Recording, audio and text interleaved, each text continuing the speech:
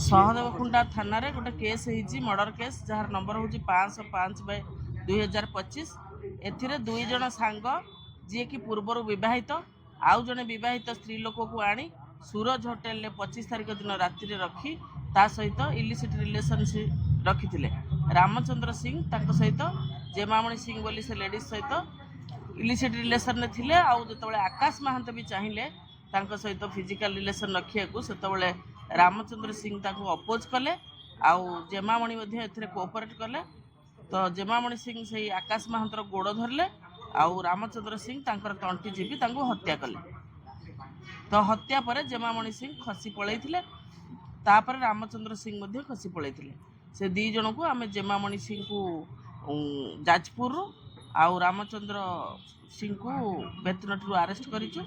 आज तांकर कोर्ट चलन हो से कन्फेस करिसंती जे सेमाने क्राइम करिसंती।